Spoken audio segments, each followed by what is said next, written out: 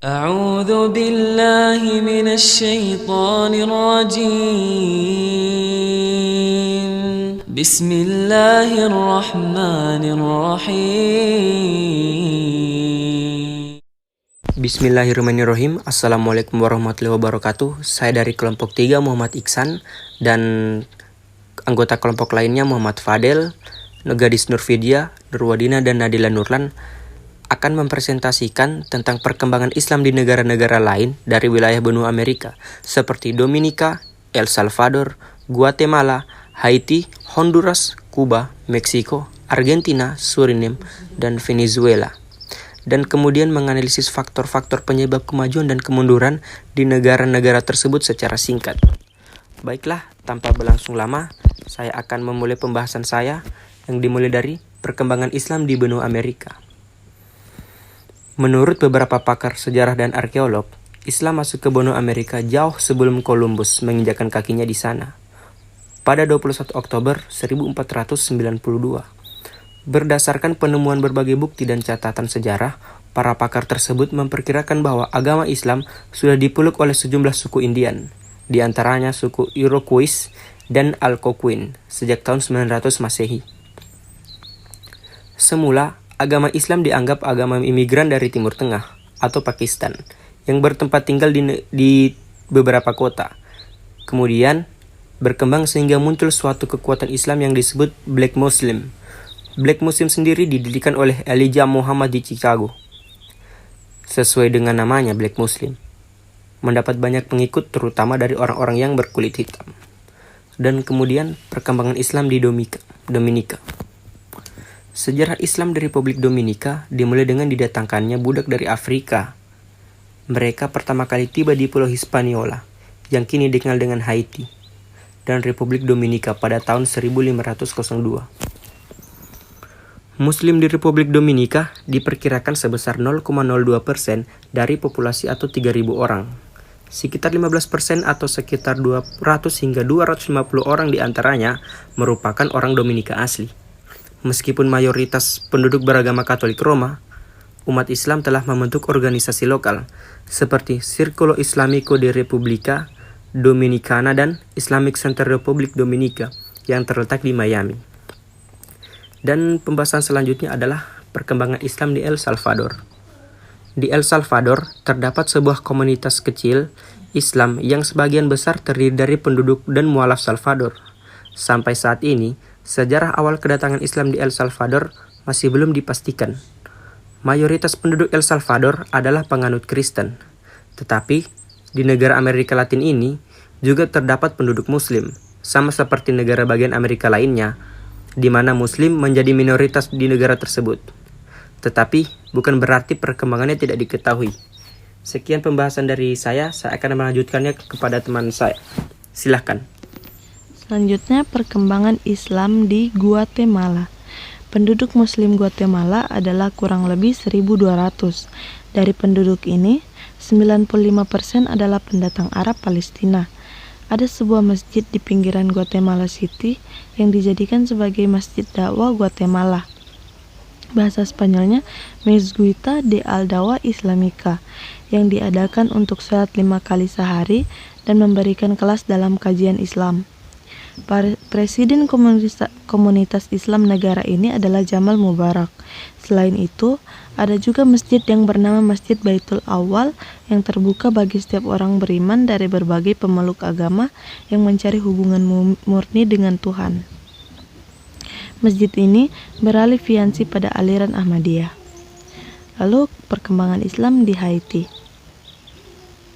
Sejarah Islam di Pulau Hispaniola, salah satu wilayah di Amerika Latin, bermula dengan perbudakan di Haiti. Banyak umat Islam diasingkan dan dijadikan budak ke Haiti. Bahkan di antara banyak dipaksa untuk meninggalkan Islam dari masa ke masa. Namun, warisan Islam telah kekal dalam budaya orang asli Haiti, sehingga mereka tetap mempertahankan keyakinannya. Persentase umat Islam di Haiti hanya 0,04%, atau sekitar 3.000 jiwa dari total penduduk. Pertumbuhan Islam di Haiti termasuk masjid dan pusat Islam Bilal di Cap Haïtien cukup signifikan.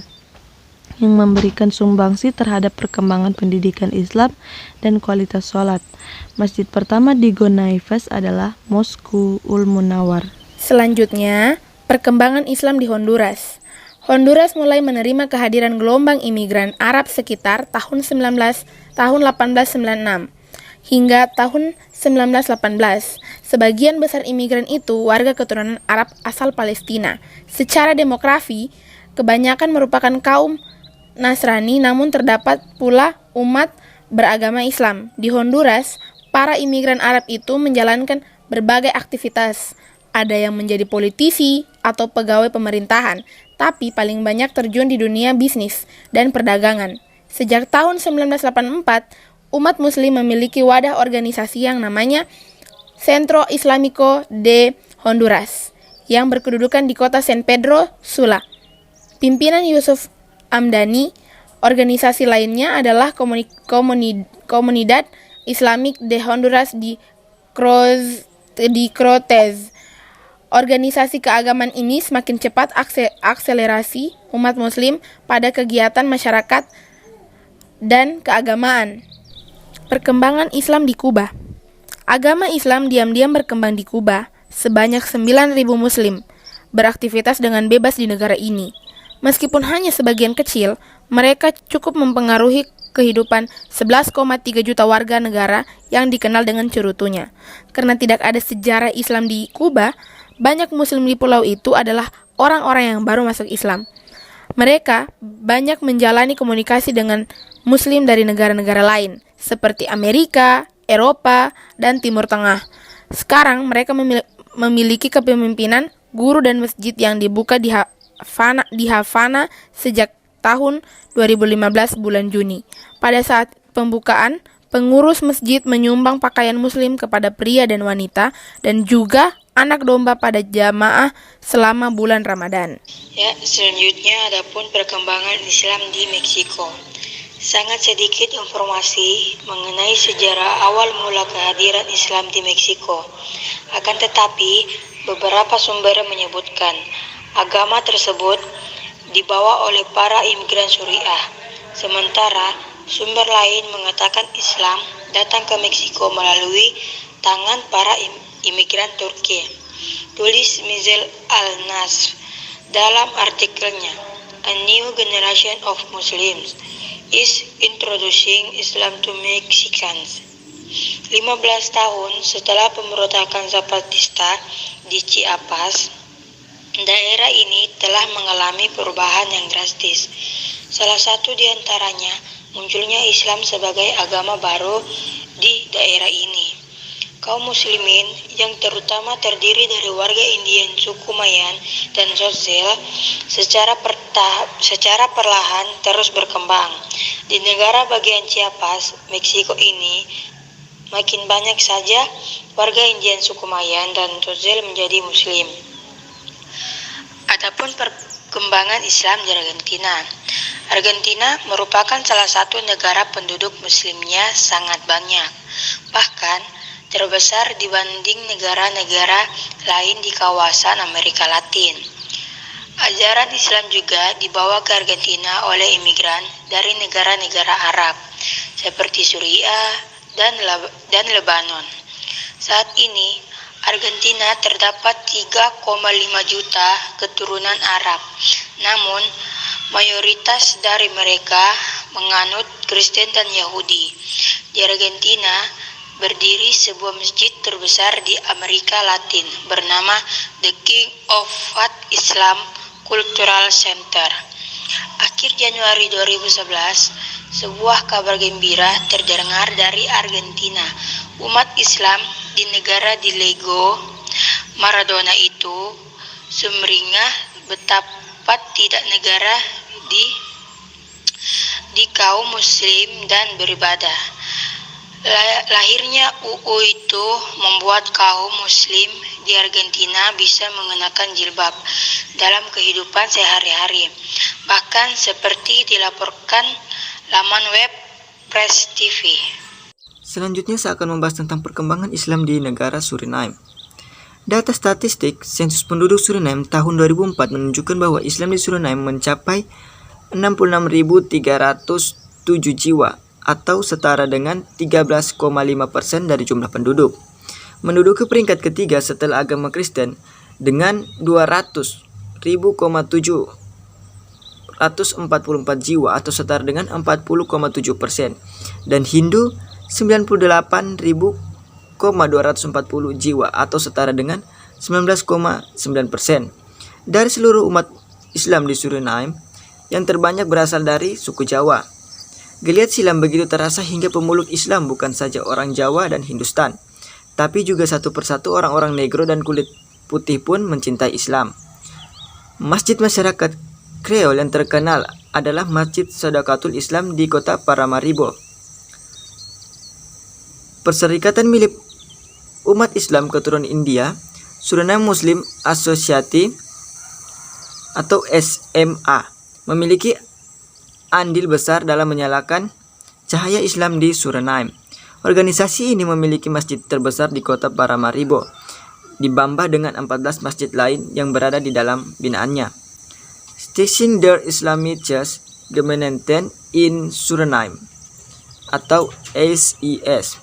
Yayasan Islam Suriname adalah lembaga paling berpengaruh di Suriname dari kalangan suku Jawa yang membawa obor perubahan bagi kebangkitan Islam. Lembaga ini memiliki masjid utama, Masjid Nabawi, dengan 54 masjid lainnya berada dalam binaan terbesar tersebar luas di distrik Paramaribo dan distrik-distrik lainnya. Selanjutnya, perkembangan Islam di Venezuela.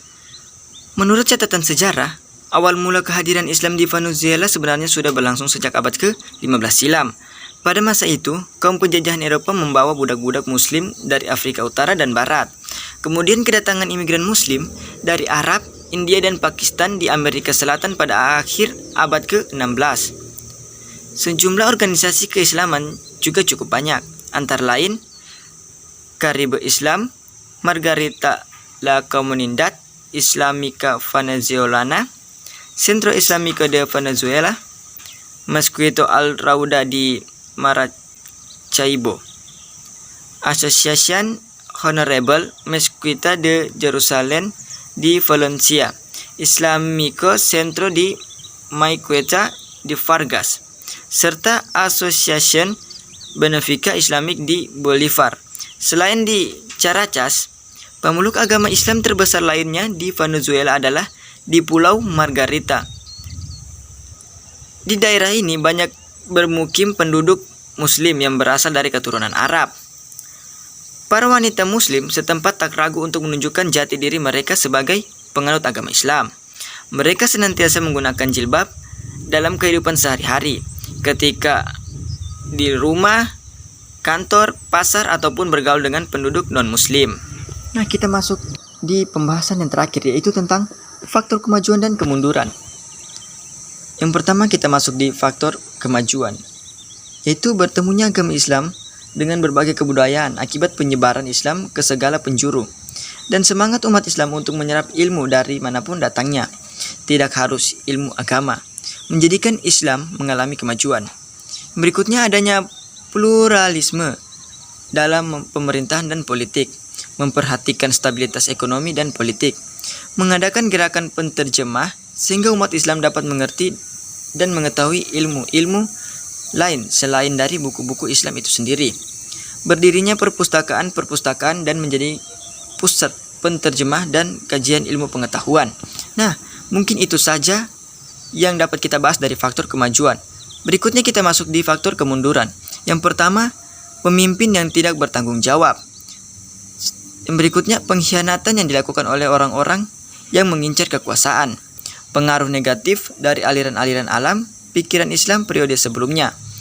Selanjutnya, pengaruh perang bumi hangus yang dilancarkan oleh bangsa Tarta dari timur dan serangan tentara salib Nasrani dari barat. Garis perpecahan antara Arab dan non-Arab, Muslim Arab dan Muslim non-Arab, antara Muslim dengan kaum Jimini. Mungkin itu saja yang dapat kami presentasikan pada hari ini. Kami dari kelompok 3 pamit undur diri. Wassalamualaikum warahmatullahi wabarakatuh.